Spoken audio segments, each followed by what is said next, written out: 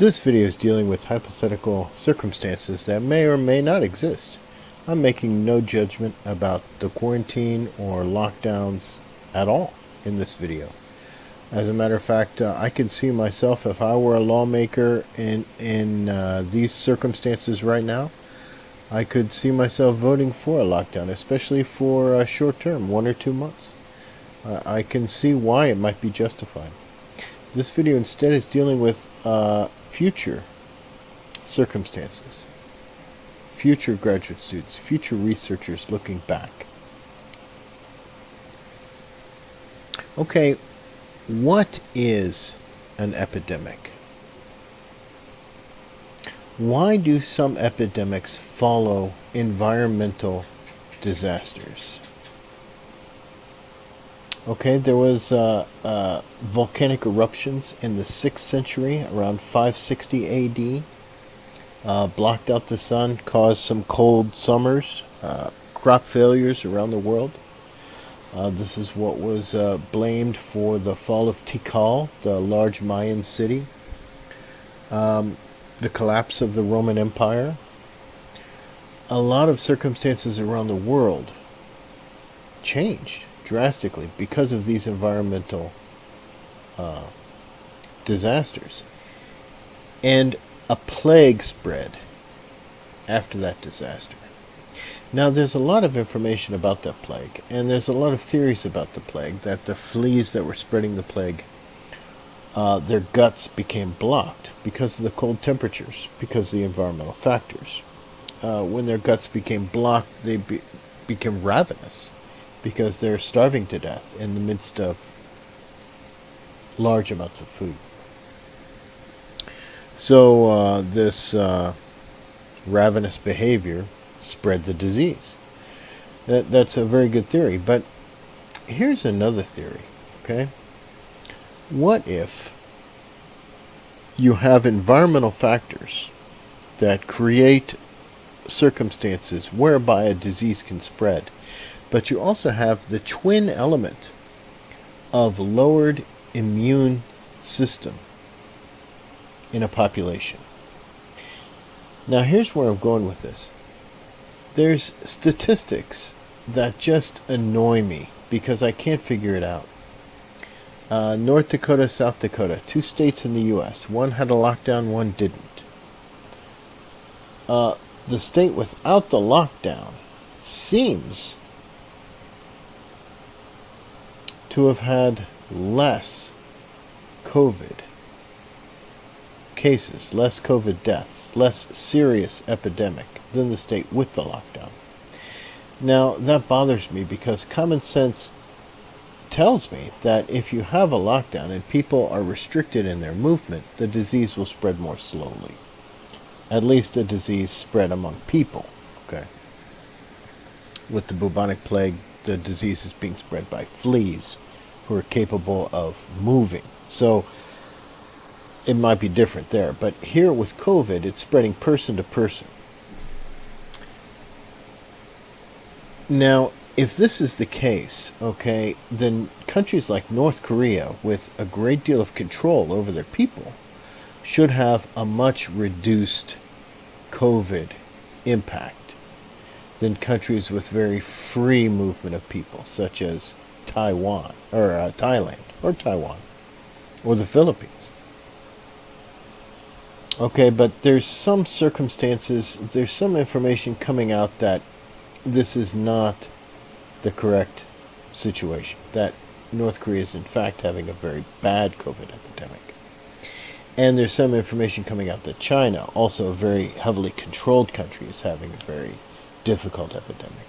Vietnam, a communist country, seems to be having a very small impact from COVID.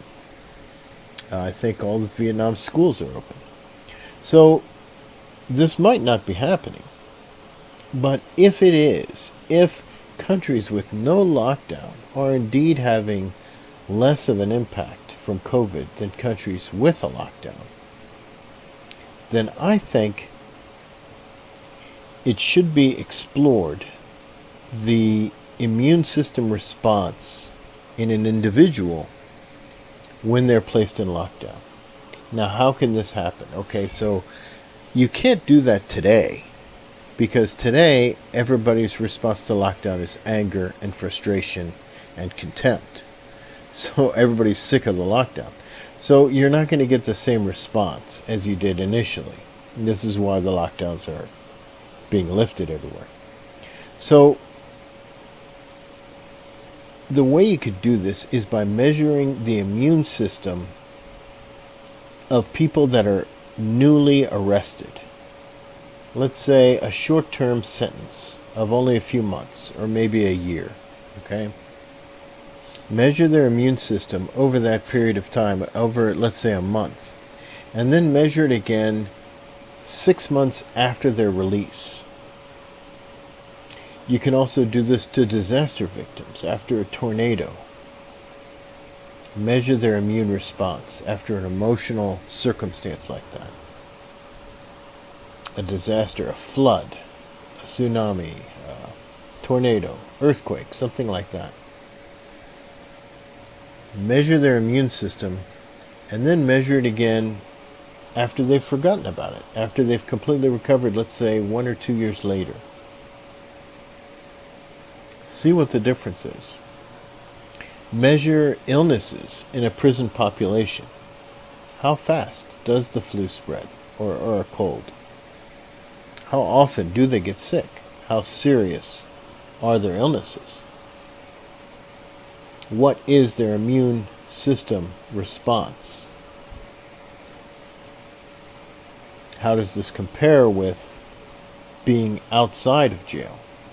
Here's another interesting one, because so many countries are restricting children that are essentially immune from COVID.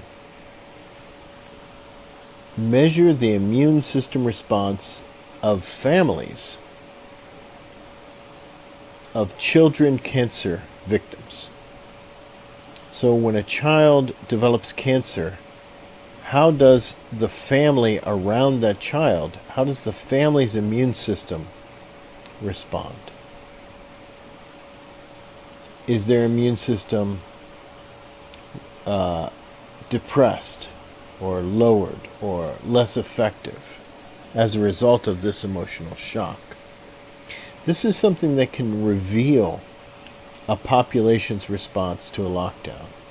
And I believe that this might be the key to why states with no lockdown, if you have leaders that are confident, if you have people that are exuberant in their freedom, seeing the lockdown of their neighbors and knowing that they are not restricted in this manner, but are free, when they have that euphoria,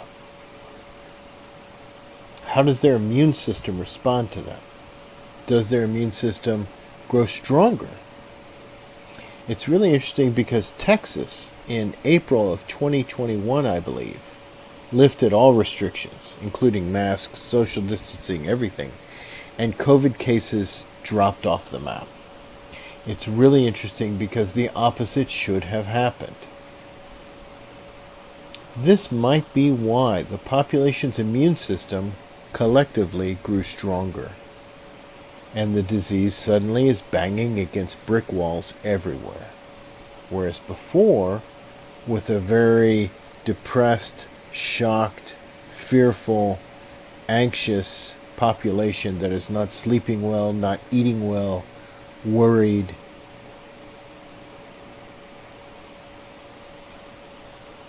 that is a very open population for disease. I believe. That's my hypothesis. Another interesting thing is what happens when there's a lockdown. Let's say there's a lockdown from August 1st to August 15th. What happens on July 31st? Everybody congregates at grocery stores, hardware stores, department stores, buying all the supplies they're going to need for the next 2 weeks.